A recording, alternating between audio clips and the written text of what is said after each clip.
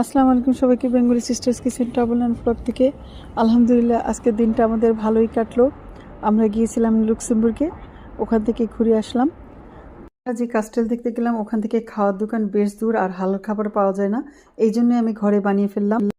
Cold pasta যেহেতু গরম ছিল, সব কিছু কেটে নিলাম, দিয়ে দিলাম মায়োনেজ আর সাথে দিয়ে দিলাম লেবুর রস, ধনেপাতা আর দিয়ে দিলাম লবণ। ভালো করে মাখিয়ে নিয়ে দিলাম শসা, টমেটো, গাজর, মাইস, ছোলা। তারপর ভালো করে মিক্সড করে নিলাম। দেখতে প্রথমে ডিমের সাদা অংশ, তারপর হলুদটা দিয়ে মাখিয়ে নিলাম। হয়ে গেল আমার কোল্ড সালাদ। দুপুরের গরমে কোল্ড সালাদ বেশ ভালোই লেগেছিল। তারপর পরোটা, ডিম ভাজি খেলাম। তারপর আবার রওনা দিলাম কাস্তেলের দিকে। চলে গেলাম আমরা উপরে, বেশ পাহাড়ের উঁচুতে ছিল কাস্তেল। ওখান থেকে আবার নিচের দিকে নামতে থাকলাম। এভাবে আমরা ঘুরে ঘুরে দেখলাম। চলে আসবো নতুন ভিডিও নিয়ে, ততক্ষণ পর্যন্ত আল্লাহ হাফেজ।